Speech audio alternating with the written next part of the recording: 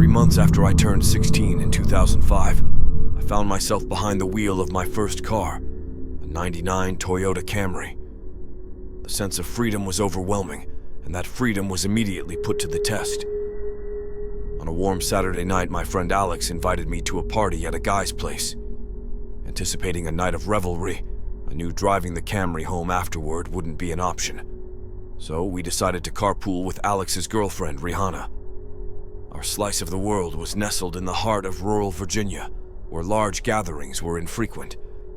Thus, when rumors circulated about a big party, it became a community event, drawing people from all around. The guy's house, our destination for the night, was only 10 minutes away. As we drove along a familiar 2-lane road through woods, the moonlight cast an enchanting glow on the trees.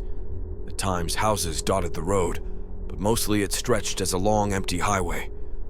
The guy's house, though small like many in the area, hosted the party outdoors since the closest neighbors were relatively far, and noise wasn't a concern.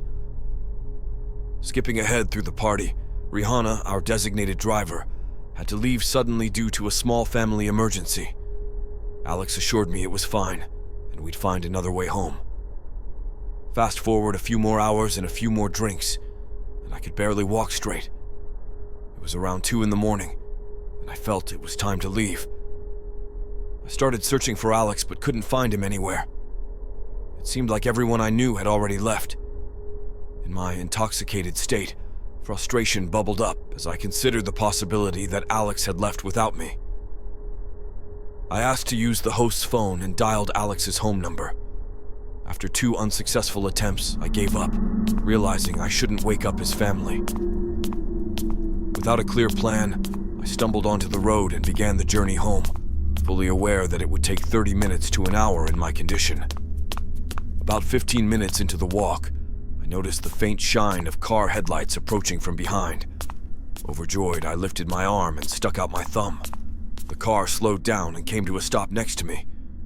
The driver of the '98 Ford Explorer rolled down the window and asked, "Where are you headed?" I slurred my words as I explained my house was just down the road and around a right turn. He chuckled and told me to hop in. Thanking him, I joyously hopped into the truck. Exhausted, I disregarded the questions he was throwing my way as I was on the verge of passing out. And that's exactly what happened. The memories of being in that truck turned into a fog as I'm sure I blacked out. The next thing I knew, I woke up still in the moving truck. The guy looked at me, laughed, but didn't say a word. I looked around and realized the road we were on wasn't familiar. Nervously, I asked, where are we going?" He responded with, "So, what were you doing out this late anyway?" As he answered my straightforward question with another irrelevant one, the sobering reality of the situation hit me. You can let me out anywhere," I told him. The man responded with a firm, "No." I felt like throwing up as he said that. No, I really felt like I was going to throw up. I started to gag, feeling more nauseous by the second. The man took his eyes off the road to look at me, and that's when I thought of the perfect distraction. I turned in his direction as I continued to gag, and he started to lean away and slow down the car.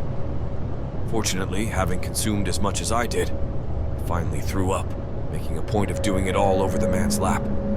He yelled in frustration, stopped the car, and that's when I took it upon myself to run for my life into the woods and duck behind a few bushes.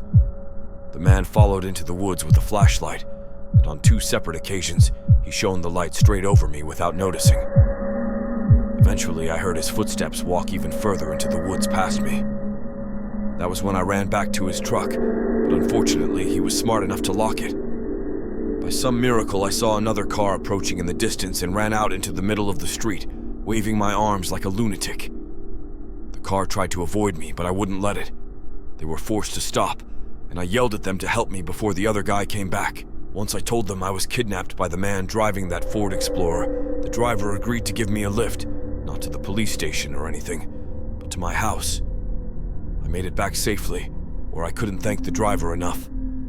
I immediately woke up my parents and told them. My dad wanted to know if I got his tag number, and and then I felt like punching myself in the face. I failed to get the simplest information from the guy that would have allowed me to properly report him. All I knew was that he drove a faded blue '99 Ford Explorer. I made sure to give Alex a piece of my mind, and part of me always held a grudge against him ever since, just for abandoning me at a party without telling me. I haven't seen him in 4 years now, however, and this was actually the first time I even thought about this incident for almost a year now. As time goes on, even the worst of memories may start to fade. But after writing this to share with the internet, it's once again fresh in my mind.